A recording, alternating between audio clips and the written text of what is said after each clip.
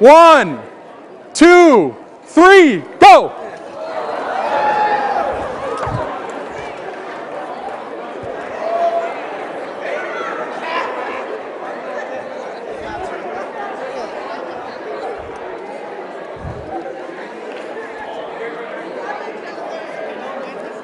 All right.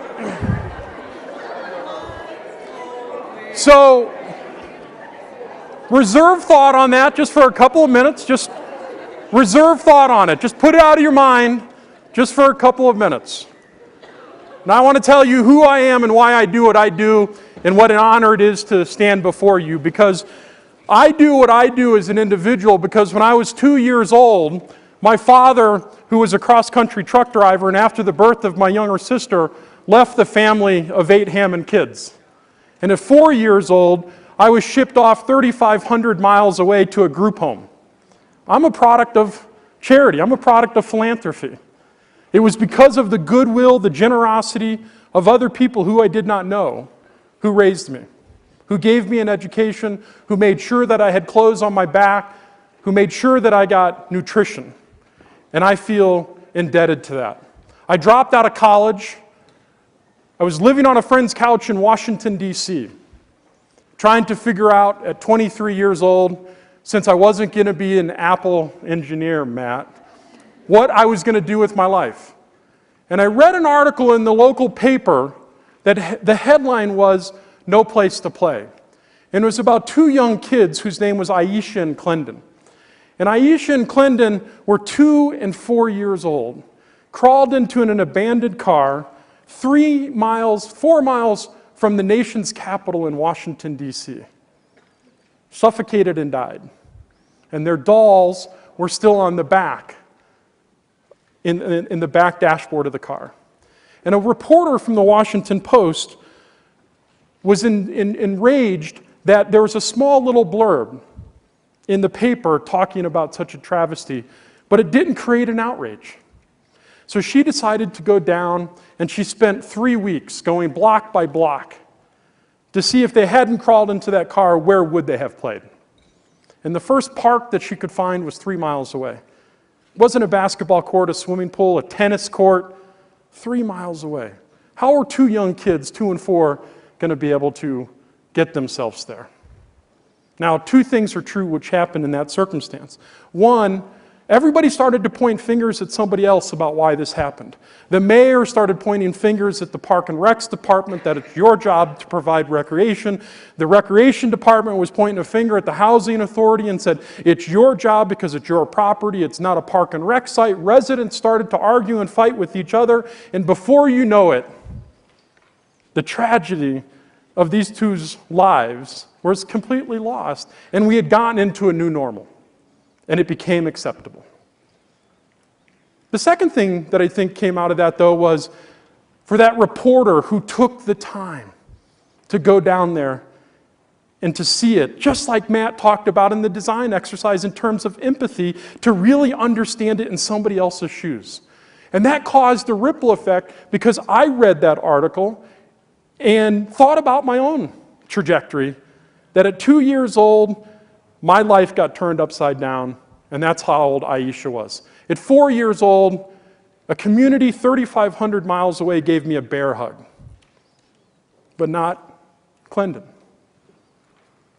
And so I wanted to go down to that community and not start an organization, to simply build a single playground so that those kids in that community knew somebody else cared about them.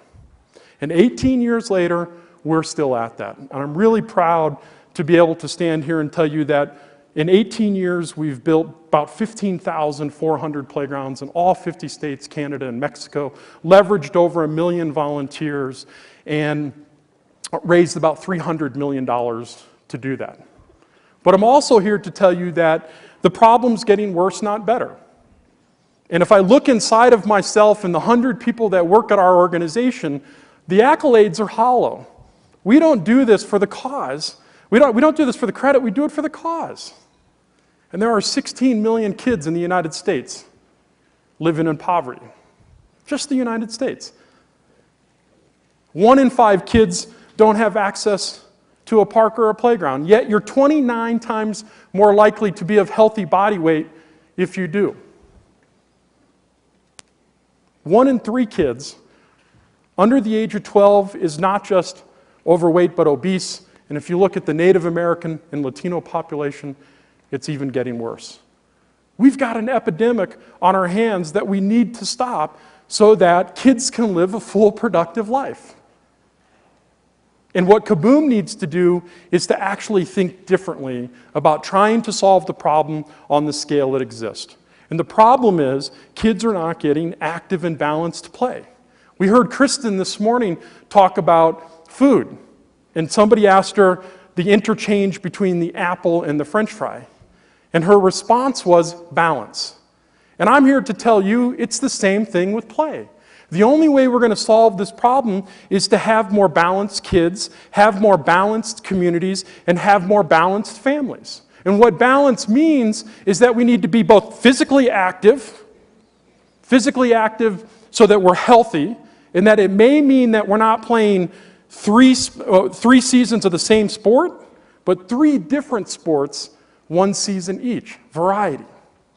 It may be that we're trying to challenge our minds by playing more chess and Rubik's Cubes and puzzles and games so that we start to figure things out for ourselves, just like we just did in the challenge. And interestingly, we just talked to 1,000 kids across the country between the ages of 5 and 8. And 2 revealing things came out of it. Number 1 is when we asked them, why do they go play? They said it de-stresses them. I would have hoped and I would have thought that the answer might be is because play is fun. That wasn't, it's now an obligation to play versus it being joyous. And we've got to put the joy and the play back into playgrounds and into our communities where they can play everywhere. Because the consequences of this stress on 5 to 8-year-olds and what it does to their mind in terms of creating toxic stress doesn't allow you to empathize, doesn't allow you to have a degree of resiliency, and it creates walls and barriers that you constantly have to break down to live a normal life. And if you're always breaking those walls down, you're fighting against something instead of fighting for something, and it's not as fun. The second thing that we found really interesting in talking to the kids was that they said play happens everywhere, not just on the playground. Which is really, a great insight from the kids that we didn't come up with ourselves. So if we want playgrounds to be better, not just more playgrounds, but better playgrounds, we actually have to have kids playing more everywhere. So how can streets and sidewalks become more playful? Did you have recess? How can we make sure that every school, every kid has quality recess every single day? That's play happening everywhere versus just thinking that it's going to happen at something called a park or a playground. So I want to show this video because I think it sets up what we're talking about, and then I'll come back and share our challenge with you and take questions.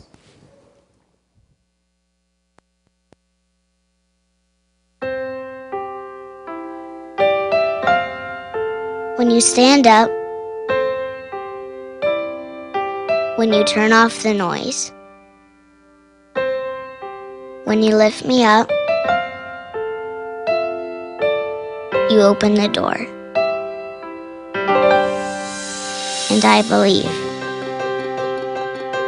I believe in running out and jumping in.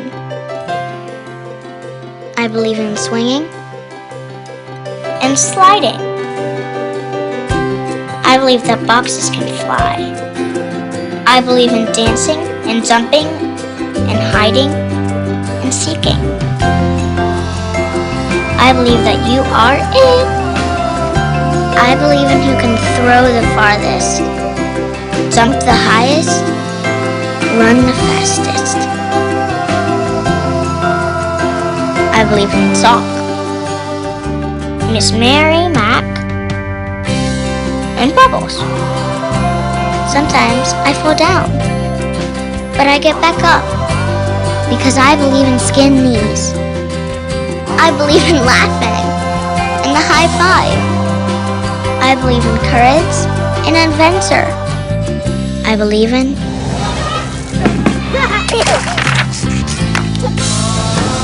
You look at me You see what I can be. You open the door. And I believe in play. Active play, in all of its forms, can transform how children live and grow, building muscles, expanding minds, making friends. Children need a balance of all types of active play every day to thrive. Help us give all kids the childhood they deserve.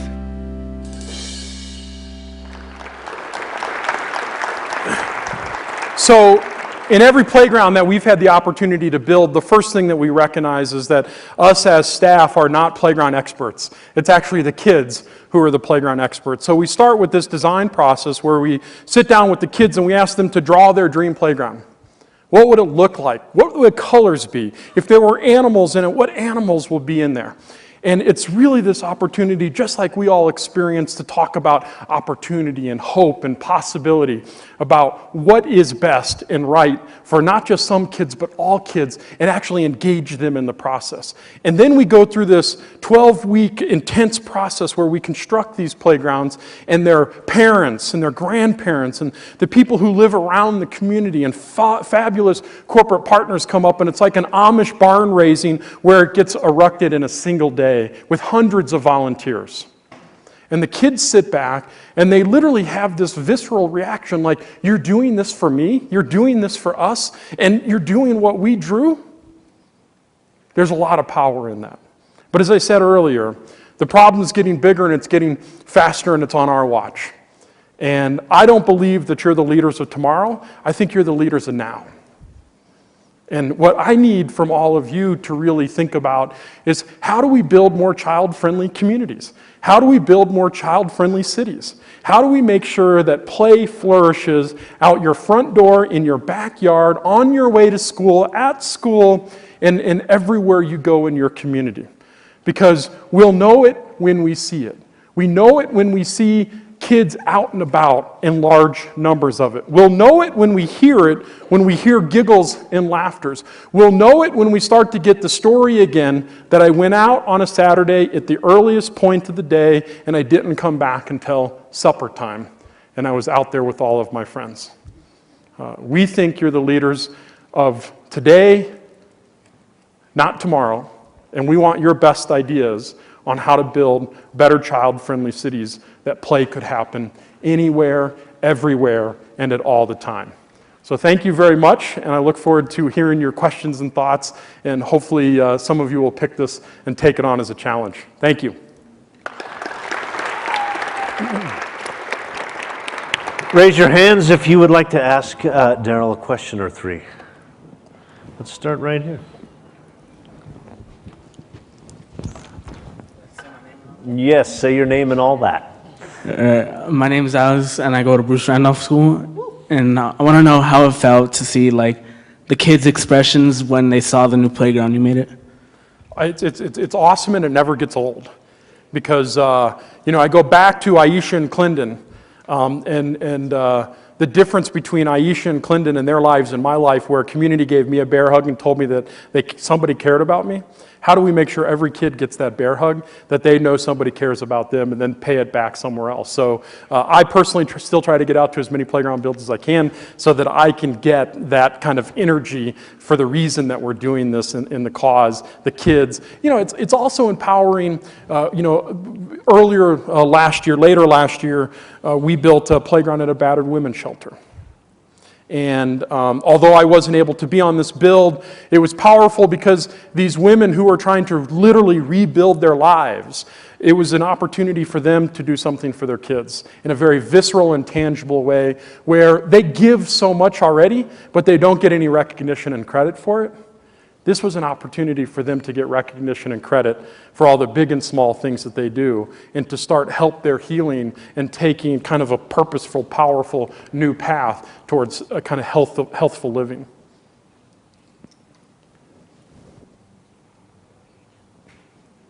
Go ahead. I'm Jocelyn Regosa from Kennedy High School, and a few years back, I helped with the drawing for a park for KaBOOM. Awesome. Where at? On Kentucky Knox Court, across the street from the Boys and Girls Club. Awesome. and you guys had a lot of kids doing drawings. So I was wondering, of all those designs, how do you guys pick which ones to use? Well, so in your experience, as you know, there's things that we look at in terms of themes that come out of it.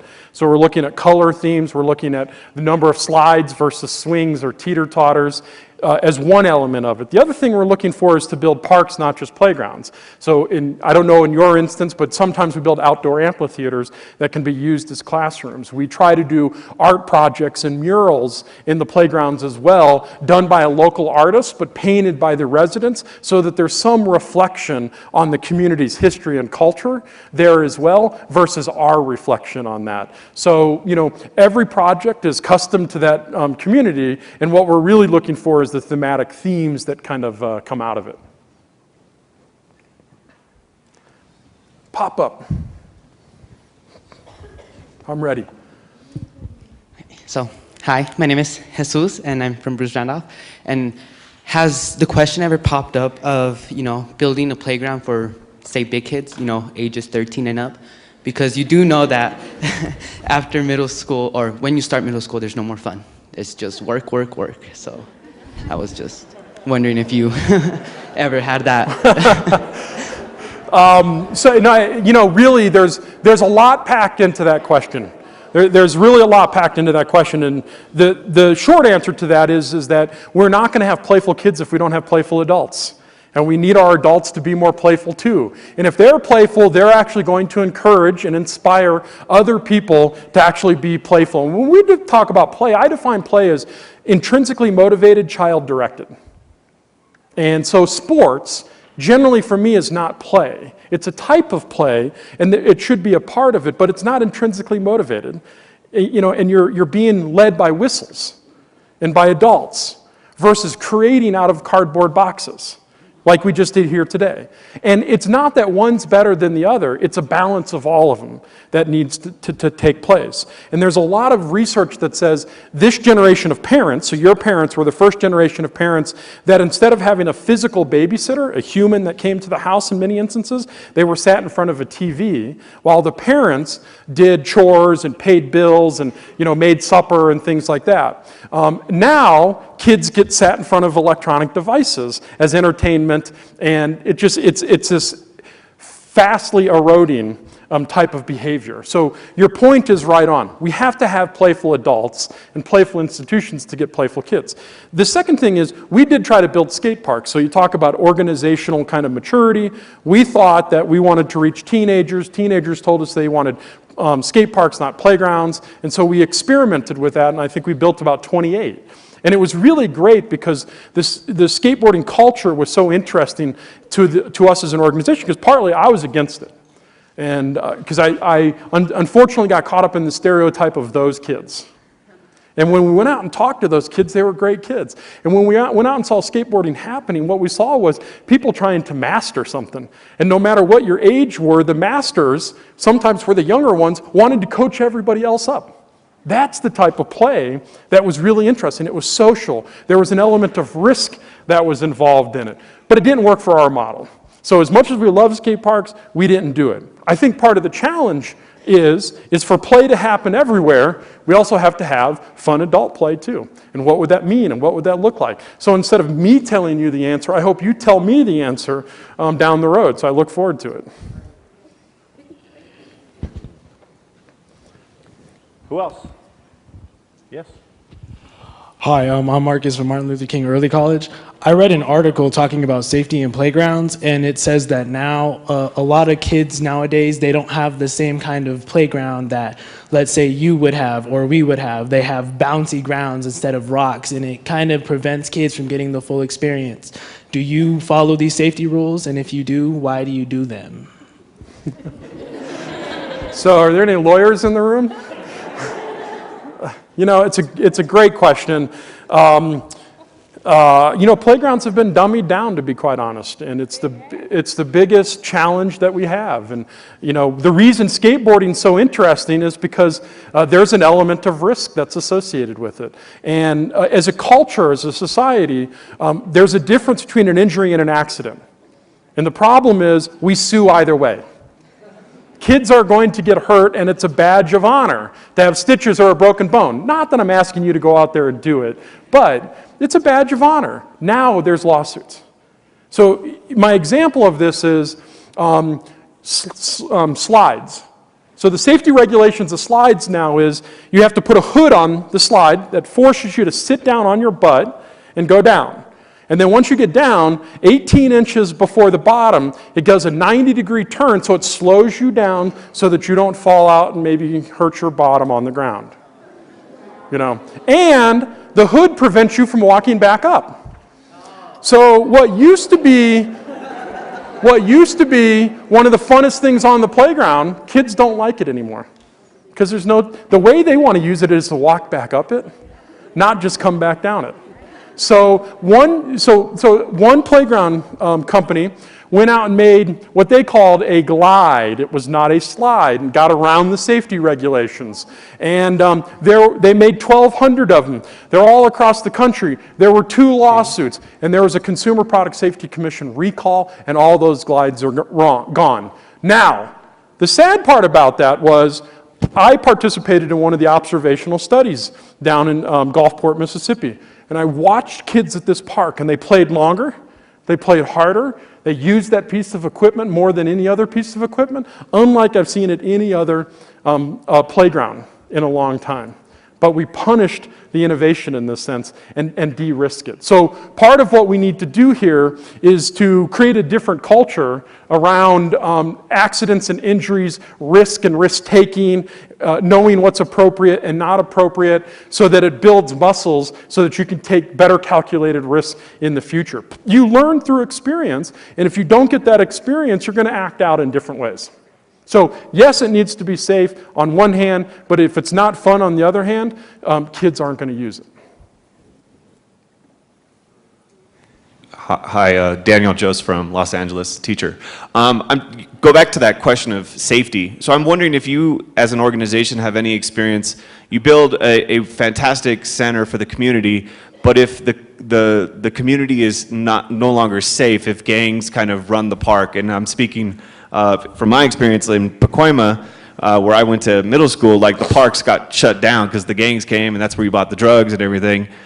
So do you, as an organization, work with other community partners to make this beautiful new facility, stay beautiful and safe and things like that? Thank you for the question, because it's an important part of our model, which is that we don't do for the community, we do with the community. And the best example I can tell you this is Juanita Hatton in west side of Philadelphia, and she built a playground.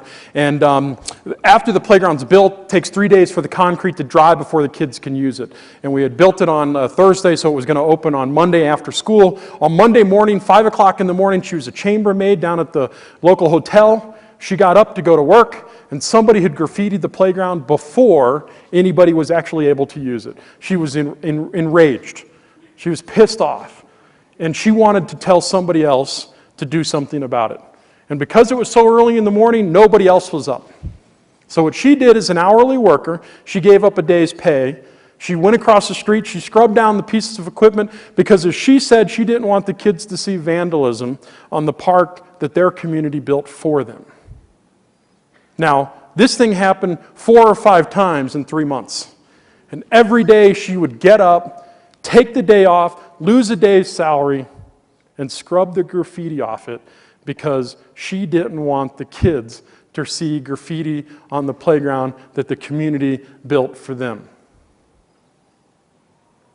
10 years later, it's never been touched.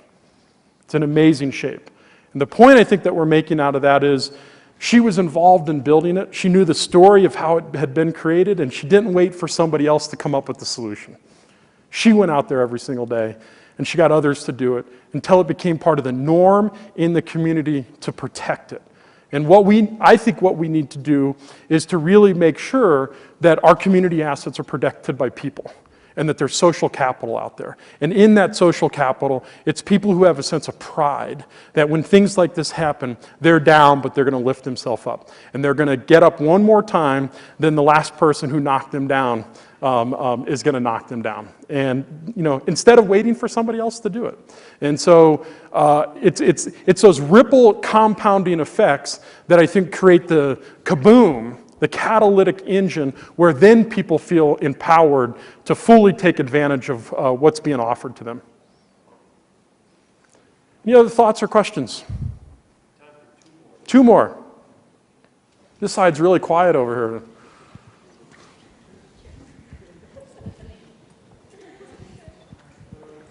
I'm sorry. Hi, my name is Lisa. I'm from Martin Luther King Jr. Early College. And I was wondering that when you build these kinds of parks, do you allow the children to actually come and almost personalize it themselves by painting some of the fences or planting some of the flowers? It's a great question. We do gardens in a lot of the playgrounds that we work on, and sometimes they're farmers market gardens, so they actually become social enterprises. So instead of actually growing food for themselves, they're growing it to sell so that they can make money for something. We've done a lot of handprints and different type of fun things like that. We're always looking for new and better ideas, but any way that we can engage everybody in the process, the better the product that we're going to get, and the more interesting and unique product that we're going to get. Somebody asked me over here, what's the best playground I've ever seen? And this is my end statement. The best playground I've ever seen is a cardboard box. And what I really want us to think about is to make play happen everywhere, it doesn't need to be expensive. What can we do with a stick? What can we do with a ball? And a ball doesn't need to actually be a ball that you buy from a store, but it could be 2 socks rolled up together.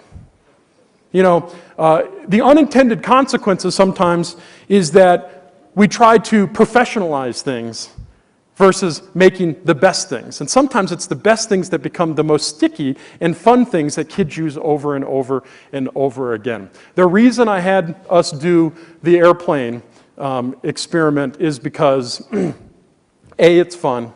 It doesn't take a lot of time. It creates a lot of energy. And what I didn't ask you was the solution. Build the fastest. Build the one that's going to stay in the air the longest. I didn't tell you how to get it here, and if you noticed, people brought it different ways. And what I think, because you're not the leaders of tomorrow but today, you're going to come up with better solutions than what we certainly would come up with, because it's your communities, it's your siblings, and we're looking forward to working and partnering with you side by side. Thank you very much.